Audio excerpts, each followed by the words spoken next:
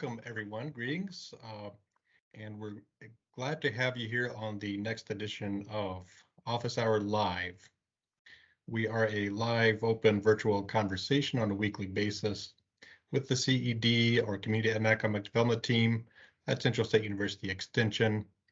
All are welcome, and we often have guests who are professionals and experts in various fields.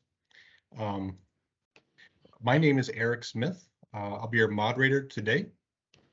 I'm one of three Community Economic Development Extension educators, and we're going to drop our contact information in the text or the chat box in case you want to reach out to us for any reason at all. We are here to serve. We also have in the chat box links to the two entities where we're going to feature today, and that's Rural Action. And we have Tom visiting with us, and we'll share about him in a second. And then also Agricultural Marketing Service, an agency within USDA.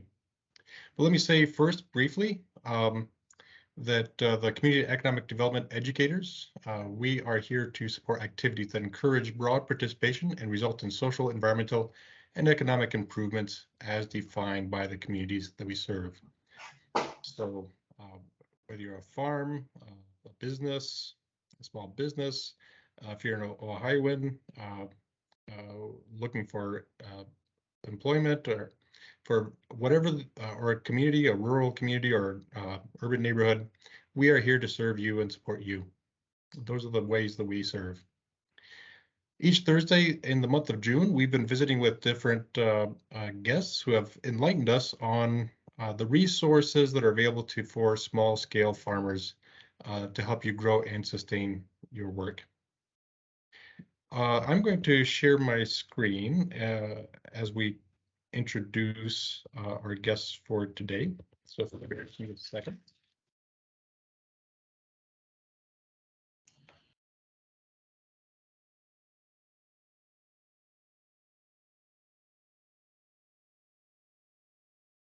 Okay.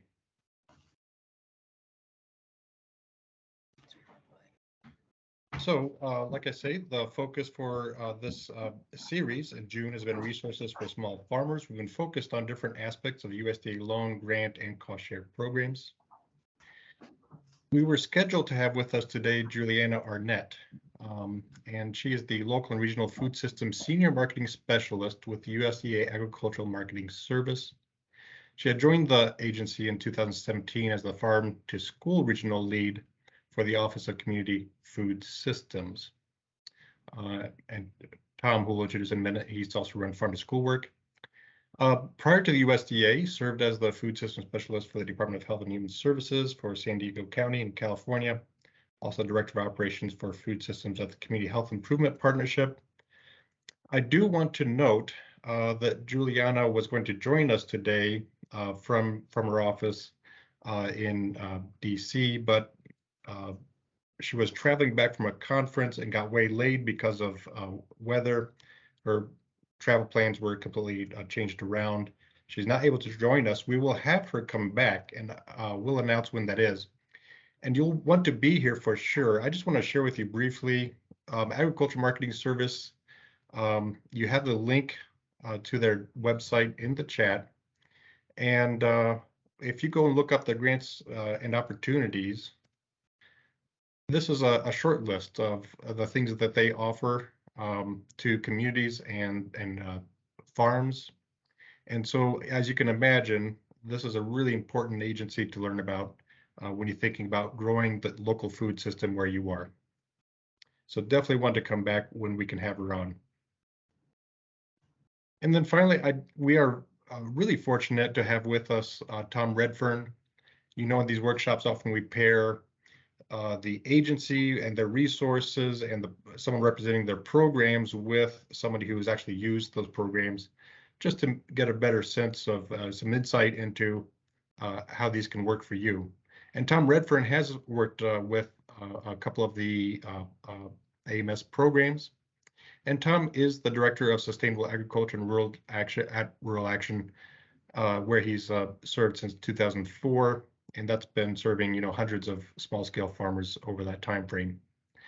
Prior to that, he spent 20 years working in commercial and public horticulture, including managing a $1 million nursery.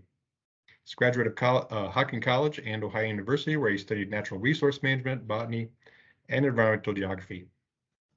And it's just an honor to have you here, Tom. Tom has pioneered work. I mean, whether it's working with the produce auction in that sector, he's done peer-to-peer produce producer compensation and education, producer toolkits, farm to institution programs, leveraging networks to increase the production of and sales of local food. And that's just a really short list of the things that Tom's managed to get done. So we're fortunate to have you here, Tom. And I'm going to stop sharing my screen so we can see you better. And with that, I'd like to just turn it over to you, Tom. And maybe you can share with us a little bit more about you and something about rural action and the Sustainable Ag program, just to get us started. Yeah, so thanks for that, Eric. I'm proud and humbled to be invited to work with Central State. As always, they're a great partner of rural action, and we work with Central State here at the local level in southeastern Ohio, and plus we've worked with them on some research projects. So it's always a great opportunity to see what you guys are doing and how you're really supporting the state, you know. So we appreciate that, and we appreciate this opportunity. So about rural action. So rural action is a nonprofit economic development agency that has its roots in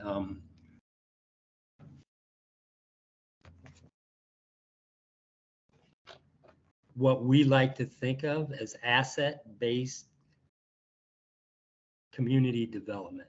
So what we try to do is, you know, to see what the communities have and what the communities want, and work with people at the local level to build out their assets, to think about what we do have, and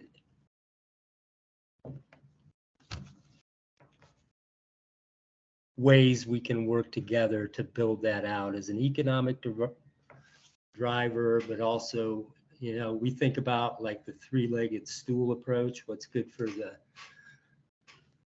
things should be good for the environment, plus the community, plus the economy. So we are a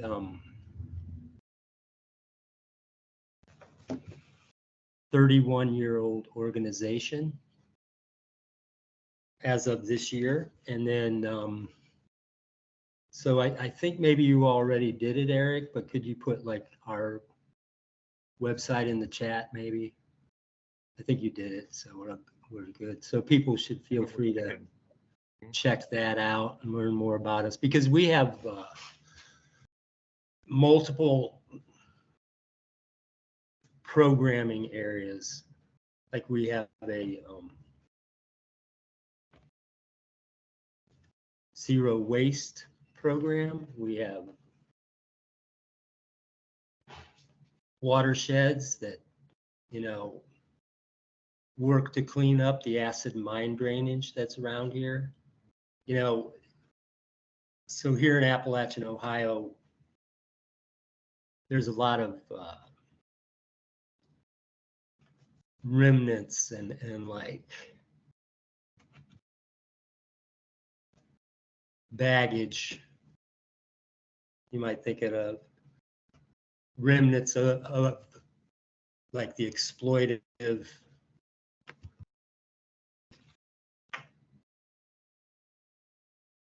mining industry and timber industry that, you know, basically took the natural resources that we had and moved them out of the region to be value added outside of our region, and left behind the endemic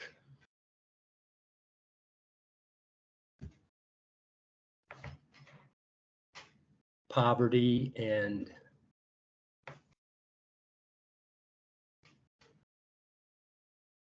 lots of environmental issues. Like there were, you know, hundreds and hundreds of miles of watersheds that were contaminated. So we've done a lot of work in cleaning that up. Plus we have a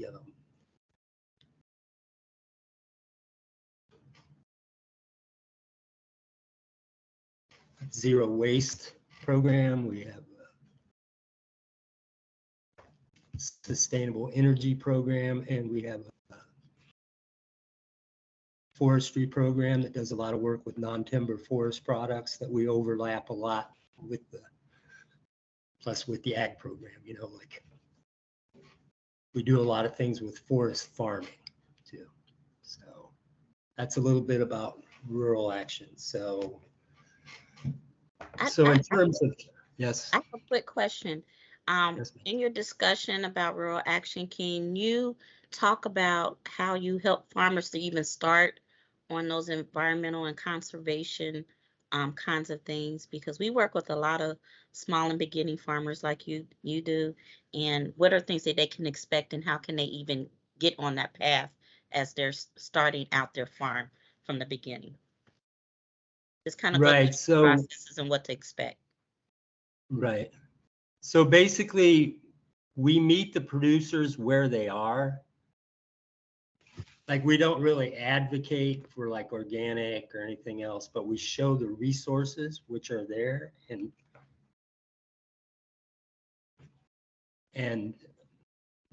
we have really good relationships like with the Ohio Ecological Food and Farm Association, which works on organic agriculture. So first and foremost, we think, you know, the sustainability piece basically needs to be, what can we do, you know, to help any producer to achieve their goals. So first we would meet with them and then, you know, figure out what their goals are and put together the resources that would support them. And something that we found has been real successful to achieve that is we do a lot of peer-to-peer education where we, you know, fund the successful producers to be like the mentors and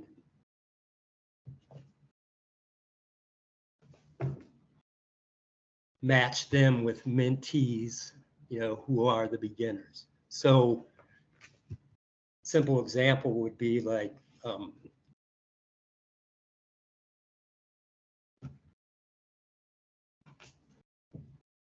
in 2018, we had a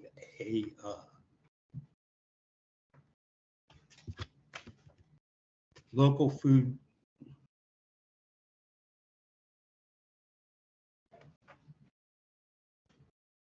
promotion project, which is a big piece of AMS, the Agricultural Marketing Service.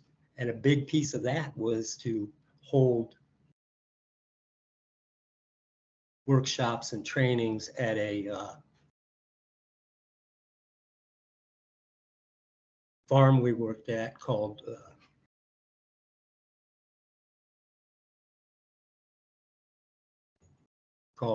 Green Edge Organic Gardens. Those guys were doing a really good job with high tunnel production,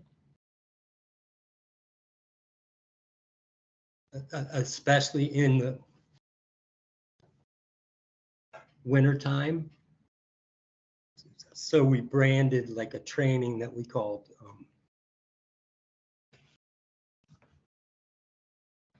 season creation, because the whole idea was winter production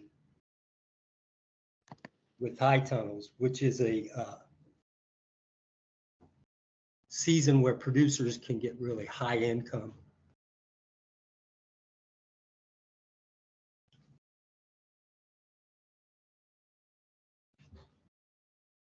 Because there aren't a lot of crops to buy, you know, to the wintertime. Like, so, you know, producing lettuces and carrots and things like this all winter long in high tunnels. So, oh, these guys had mastered that. So with USDA resources, we were able to make like a toolkit, like a book on the subject, and bring like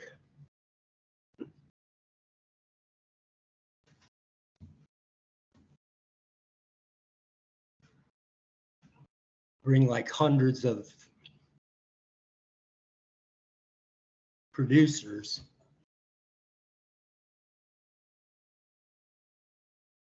here to Southeast Ohio to That is learn about awesome. their system, plus at the same time to pay them, you know, for sharing their intellectual capital, which is a big piece of how we try to work. Like, people have their forms of capital, right? So if we can support them to share that. So a big tenet of what we do is we always pay the producers who work with us to share their capital. We think that's really important. So anytime we're writing a grant, we're putting in producers to share Awesome. that wealth. And so with your toolkit, is that located on you all's website or is It on the might website? not be. Okay. It might not be, but I could share that link. Okay. If you can Or share I'll that, even if it's after email the that. show, then we'll make Yeah, sure that's what that I'll do. we'll make sure all the attendees get a copy of that link. Right.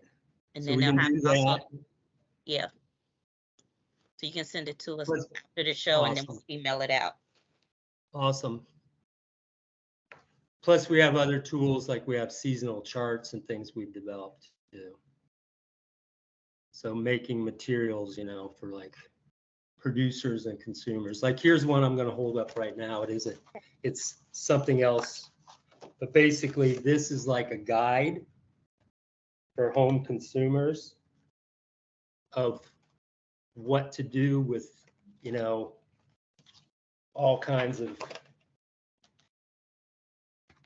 produce. Like, here's Swiss chard, and this is more for the consumer at the food access level, but it's also like a promotion piece for the grower. People can grow things, but if the consumer doesn't know what to do with it, it's not going to sell. Right. So here in our region, there's a lot of people, they grow up, they don't know how to cook. They don't grow up with that thing of cooking. I'm sure you guys work on that a lot with community development, but so here's a piece, it's like an 8th grade reading level.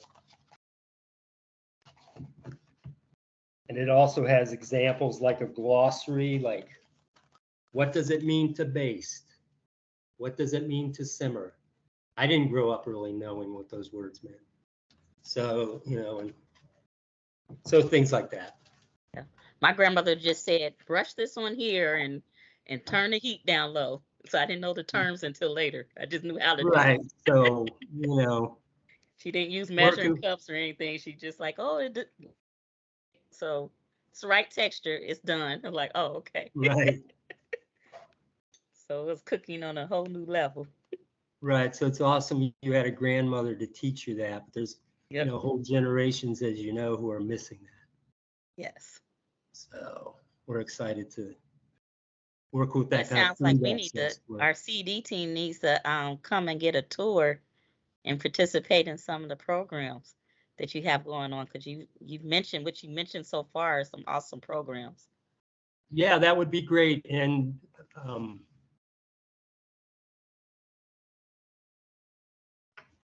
we certainly do that at the local level with CSU Extension. like with your office in New Lexington, we work with a Mhm. lot. So with So Leslie we Horner. co-host it, right? Mhm. We're working with Leslie, like with beekeeping workshops we've done in partnership with Central State and OSU and some other stuff. So yeah, you should come. I'm definitely gonna be out there before it gets cold. There you go. Now, there's When it gets this. cold, I try to stay in the house, but definitely before it gets too cold. Yeah. There you go. Danielle, you had started typing something. I didn't know if you had a question. I was just gonna ask if that link could be shared to those resources from season creation, because I went online, I didn't see anything for them. Yeah, they're not online. Sounds really cool. They're basically printed materials. So what I'll send you is like the PDFs. that you Okay. can share. So he's gonna email and get that to us, and then I'll make sure Send you that you some get a copy. PDF Great. Okay. because you know, I started here in 2004, and before I came here, I hadn't turned on a computer. So I'm not the one to be talking about links. I barely know what that means, as Eric knows. It's kind of like magic to me. But we do have these resources that we would be really happy to share. We'll Yeah, make sure so- we send those out to you. Yeah, so we have, for one thing, we have this fast track program, Tom, that you probably heard about, but it would be comparable to your beginning farmer program. So Right. Danielle works with those farmers, and so in Northeast Ohio, and I imagine it could get a lot of use, a lot of traction there. Right. That'd be good. Part of having you on, Tom, is you've worked with a few AMS programs. You've mentioned the local food promotion Yeah. program. I wonder if you could share a little bit about, I guess what's it like pursuing a grant or an opportunity with USDA, and what's it like managing it after you've gotten it? Well, it's hard work on both ends of that scenario, but it's worth it. And basically, you know, it's like we've had three nice grant funded projects through the Agricultural Marketing Service. We've had two of the FMPPs, which stands for Farmers Market Promotion Programs. And plus we had the local food promotion program. So the first thing you need to do when working with the USDA is maybe make yourself like a cheat sheet of the acronyms to keep it all straight, because it is a lot of alphabet soup. It'd be more of But- like a cheat volume. I mean, Exactly. But the thing of it is, when we start to write a grant, we kind of think of it as like, who's running the binder? You know, but these days it'd be like a Google folder. So you're putting in all the pieces that you need into a folder, which you can get, you know, the first thing you want to be looking for is, you know, monitoring,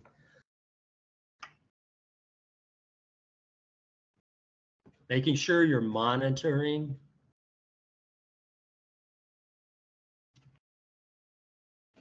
the USDA requests for proposals as they come out. Sooner you can find that there is a proposal that's been released, the better. And ways to do that would be like making sure you're networked. Like there's an organization called INSAC, or the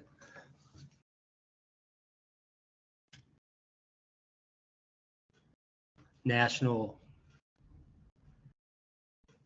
Sustainable Agriculture Coalition, and it's an organization that, you know, sends out like a weekly email which has opportunity updates, plus the USDA itself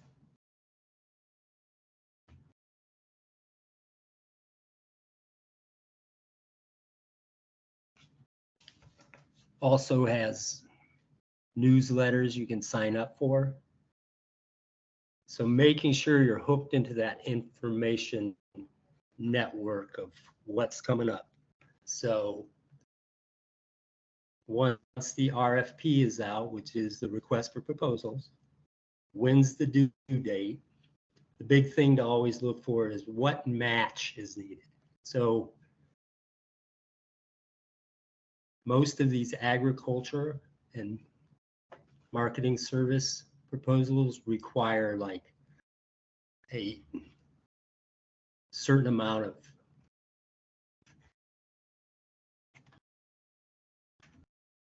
matching funds in the budget. Like you have to come to the table with a portion of the budget, which is the match, they call it. So making sure you can line that up. And the thing with the match, that has to be from non-federal money sources. And certain times that can be in kind, which means in kind is you can trade some work as match. And this can be figured out by the hour, because the USDA has like rates, like federally approved rates that they'll pay for like the labor you can bring from volunteers, etc. Partnering producers, maybe things like that. And the other thing we always do is, you know, like when's it due? Make sure all the forms we're going to need. And the big thing is you have to be into the system, which would be grants.gov. Like you need an account on grants.gov. So to make sure you have that. And I think they've switched this now, but it used to be you needed what's called a DUNS number, which is a universal number. So if people are getting into this, the first thing they need to do is, you know, reach out to the USDA and figure out how they can register their nonprofit, or like with LFPP, you can be a private businesses can apply for an LFPP too. But either way, you have to make sure you're in their system. So reaching out early, make sure you have a grants.gov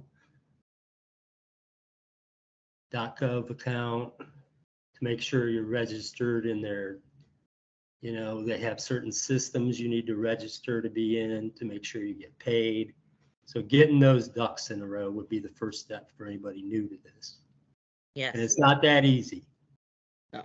So giving yourself time, you know, to get set up. And the thing to remember too, is like what we always think of in, you know, like a joking way. The thing about this kind of stuff, it's like you're basically not going to make the sales if you don't make the calls. So it takes a lot of work. You know, make the applications. You might not get it this time, but you know, each time you do it, you kind of hone and you learn. And the good thing is too, even if you don't get the grant, you'll get, you know, some information from the reviewers of, you know, why you didn't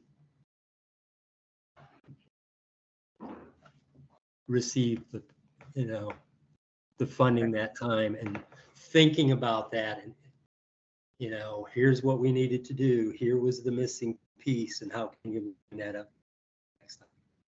So it's really a learning process. So with the grant, patience and work. So basically it is a big piece of work to get a grant. Like it's not magic money. yes, Unfortunately. and people talk about it like it But is. even to call it a grant, I mean, you're working. Yeah. I know. So when you go on to grants.gov, there's a part where it says to sign up to register, and you can, and that'll take you through those processes to get registered and to complete the SAM process. The SAM process allows you to get paid. The grants.gov process allows you to be able to even apply um, for any of those grants. So just wanted to put that out there. And you are correct. They stopped using the DUN system, but they've created their own kind of DUN system. So it's still part of the process. So yes, So making sure you have those ducks in a row, making sure you're with people, you know, making sure you have like a team, like who's the good person to know how to do what, you know, who's got the magic, and putting together that team to make sure you can do the pieces. This is not something I would think anybody should do, you know, as a single person. You want to have a team. Who's the writer? Who's the editor? Who's getting, you know, all the things lined up with making sure the technology on your end and from the USDA end is all lined up. That's huge. Yes. But once you get through one, like you said, you have a lot of your information together and you can refine it based on those reviewer comments. And the reviewers are the ones who are independent of any of the government agencies, and they are grading your proposal. And then the highest ranked ones, then the US, you know, the US staff, the government staff, then they basically verify what the reviewer said in those reviews, but you can always get copies of that full review, all those comments. Right. So anytime you can get feedback, ask for it, you know. So exactly. So very asking advice that you gave. Right.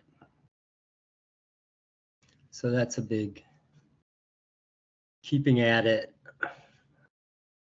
Well, I find myself wondering, it is a lot of work to get one of these grant applications in. In your case, I wonder if you care to share, there is, so the light at the end of that tunnel is, you know, good things can happen when you've got some grant funding to support the work.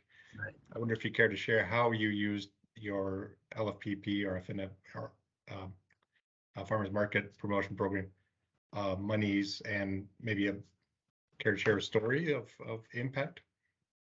Yeah, I'll talk about the farmers market promotion program, one we have right now, just to get started. So we currently have a farmers market promotion program, FMPP, which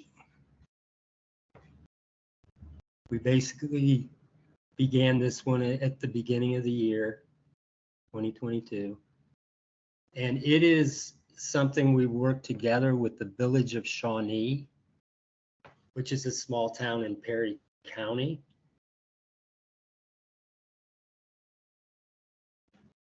Which was really heavily impacted by coal. So it's basically like a boom and bust, you know, type town. They had a nice little town, but the coal mines, you know, went away. So we're partnered with other organizations up there, and it's basically like a piece, you know, how can we make a farmer's market be part of their strategy to make it a destination, you know, for people to come to spend money at the farmer's market, but other businesses, and to spread the word. And plus, how can we use, you know, the farmer's market as like ways to provide like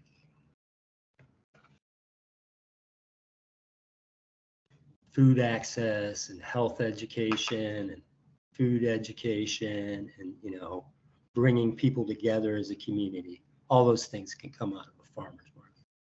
So the good thing is, you know, from that funding, we've been able to put together like a partnership of 3 or 4 organizations.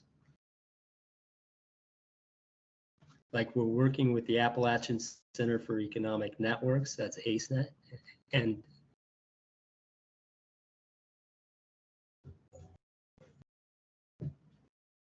they have a lot of experience in like farmers market marketing and farmers market regulations and working with regional farmers markets and how to get it so a farmers market can accept like the SNAP benefits. So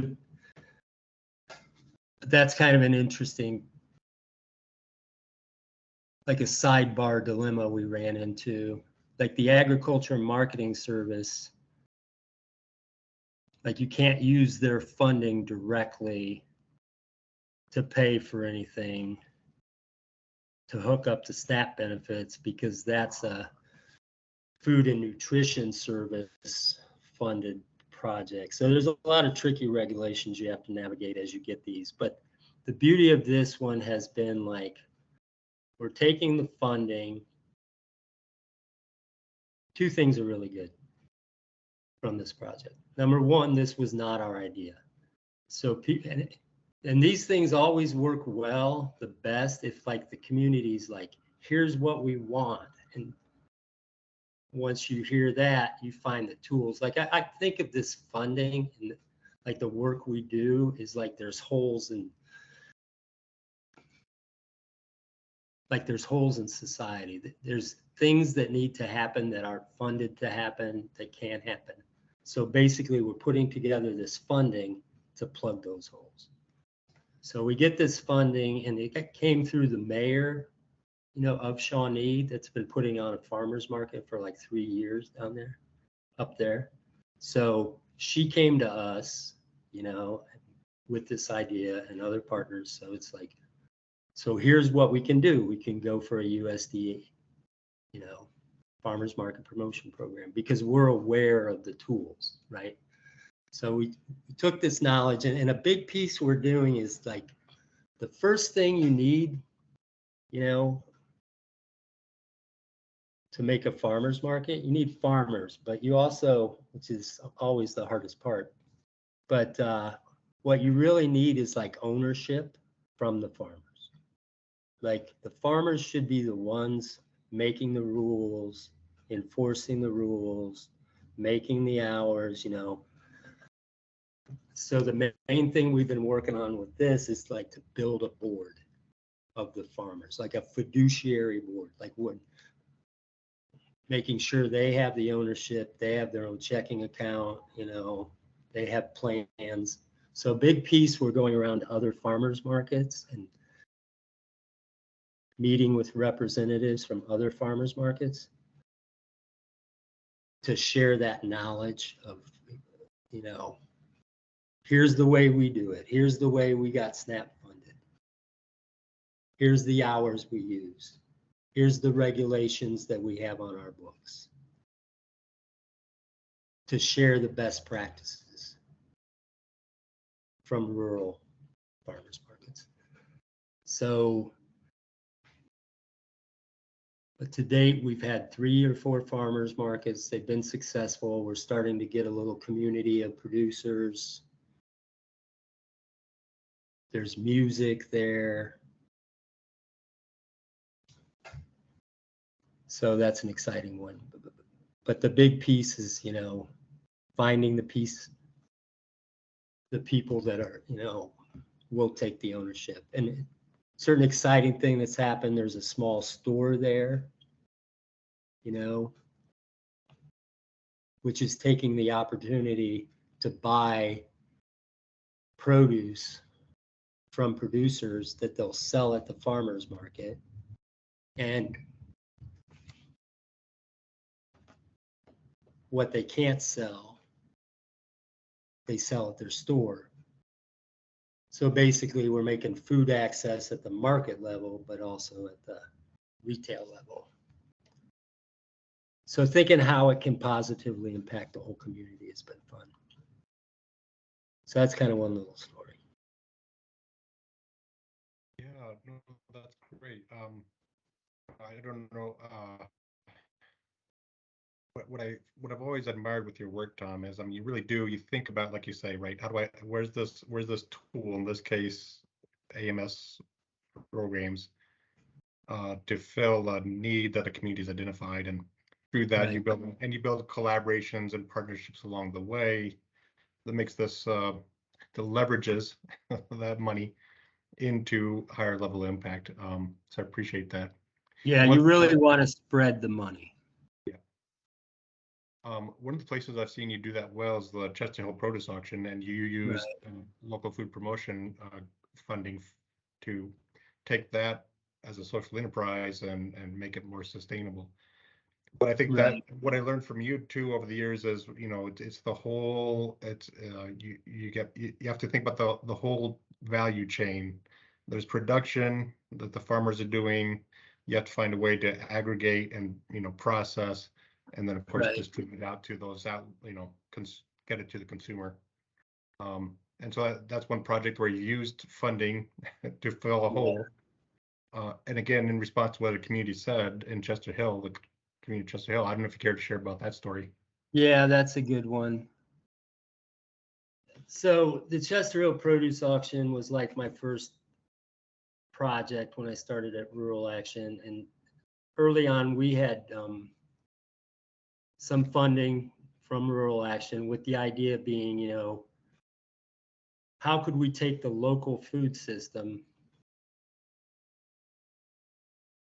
which in the early days was very, retail based,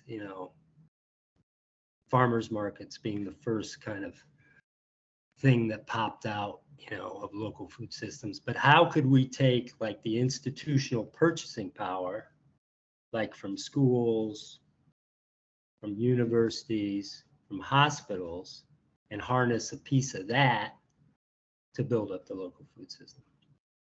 So the first thing we discovered there's basically three things you need. Well, there's a million things, but there's three things you want to think of for a local food system. It's processing, aggregation, distribution. So the first thing we wanted was aggregation. So like, basically we had meetings in Chester Hill with like an Amish community that was like, brought up the idea of a produce auction, which is basically kind of a wholesale model, a true auction where people bring together, the produce they're growing, which basically creates a destination as opposed to a location, which is really important for rural and urban areas, to make that destination, because you've missed the location part, right? That's the trouble we have, right? So you're making the destination. So you're making a destination where there's enough product there to make it worthwhile for buyers to come, which is the aggregation, bringing it all together. So with the Chester Hill produce auction, we did that. But to fast forward to the LFPP we had for that in like 2017-ish,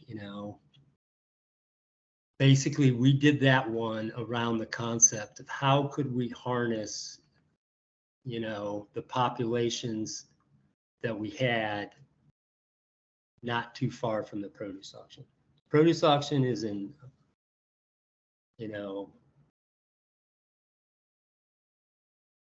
Morgan County, Ohio, Chester Hill produce auction.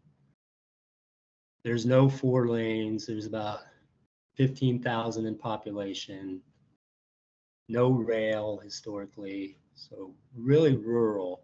But that said, we're not far from Parkersburg, West Virginia. We're really not that far even from Columbus. So how could we harness those markets with distribution and marketing? So with that LFPP, we reached out to like hospitals and things in the Parkersburg area, a lot of West Virginia.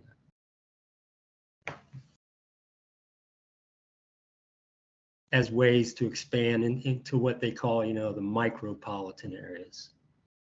So the one thing that really came out of that is we made some healthcare partnerships down there. This big one being with Copeland Health Systems, which is like a Medicaid providing, I forget what it's called, but it's basically, like a healthcare system that will accept Medicaid and, often serves underserved populations. I think it's called a Managed care. Federally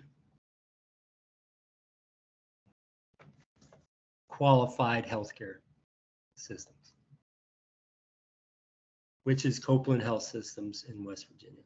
So they're kind of rural, they're in Parkersburg, but they had an idea for something they wanted to do, which was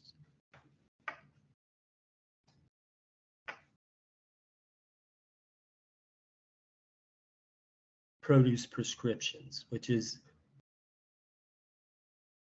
basically they're getting funding to prescribe, you know, to their clients produce. So in 2020, right in the middle up with the pandemic, we started that with them, and it's really taken off. So we've hooked into an institutional partner, and, you know, because we have the distribution component too. Like we have 2 refrigerated vehicles and the aggregation of the produce auction. So being able to take that LFPP to reach out to people, to meet partners, was really big for the growth of the produce auction. And the other thing the LFPP did is we had the resiliency and had built up that aggregation, you know, and markets in the pandemic. So as, you know, people were hurting with supply chains, our local supply chains really were appreciated then. So having that resiliency, because we had, you know, like we said earlier, like we had the funding to plug those gaps. And we really needed that in 2020. So 2020 was like a big year for our farmers. Our produce was really in demand. So making that resiliency is a big part of these grants. So Yeah, that's great. I don't know if that makes sense, but yeah. Yeah, huge. It makes perfect sense. Thank you. Yeah, for sure. But right, it's a marketing service. So there's a big piece of all these grants is the marketing, is bringing in customers and putting together the coalitions. And with the FMPP, that's kind of at the farmers market level. But with the LFPP, that's more at like the food hub or the aggregation or the food business regional level is the big, you know, big difference between those two programs. But you can see how you need both, right? So they're good pieces of the puzzle. So do you guys have any questions for me?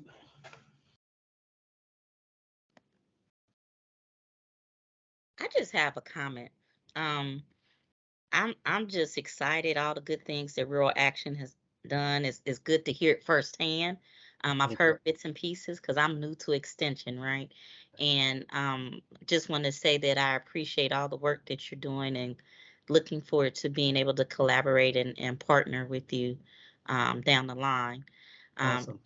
In addition, I like the way that you use the asset-based community development model, also known as the ABCD model, to uh, to engage the communities, keep the communities engaged, and keep the communities as the owners, right, of the whole process, so that that local economy really prospers, sustains, and maintains itself, and has opportunities to grow and expand its footprint. So I just want to say kudos to you on that as well. Yeah, and we do that, you know, that's the goal in the struggle. That's the hard part. That's what you need to do, but it's easily overlooked. Yes. But that's the struggle, yeah. All right. Ambrose, any last thoughts? No, it's been really, really interesting. Just learning and the background and what they're engaged in. So I've just been learning. Thank Awesome. you for sharing today. Yeah, for sure. And for those of you that don't know, what you heard today was a small piece of a very large body of work. Right. There's food right now today traveling from, Chester Hill Produce Auction all the way up and down Appalachia through a network that Tom's a part of, and um, you know, And that's West not an Virginia, exaggeration. Yeah, that's not that's true. exaggeration. Um, so and he's sold to the Ohio State University system, and I mean, so Right. a whole system's been built out that moves product from the grower to be processed and aggregated and distributed, and it's really impressive. So we really appreciate your time, Tom. Thanks, Eric. Thank you so much for coming on, and just a reminder, folks, we will announce when we get to have the representative from the USDA Ag Marketing Service, Juliana Arnett. When we get her back in, we'll make sure to let you know so that you can, try and build off of Tom's wisdom here in pursuing those grants to fill those gaps and create local ownership and the local economy, local destination points. So we'll let you know. We'll keep you updated as we learn from when Juliana can come in and join us. So Awesome. all right. Well, once again, Thank you, guys. Tom, and Yep. thanks to the CED team. This will conclude today's Office Hour Live. Please join us next week. We will have with us also a farm story, but also a representative from the USDA Risk Management Agency and their insurance and other products that you can use again to mitigate risk at your farm. Again, this concludes Office Hour Live. This is Eric Smith on behalf of the Community and Economic Development team at Central State University Extension. And if you missed something, we'll let you know when the YouTube version of this is live. You'll be able to find us on the CSU YouTube channel. All right. Well, thanks everyone, and we'll see you next week.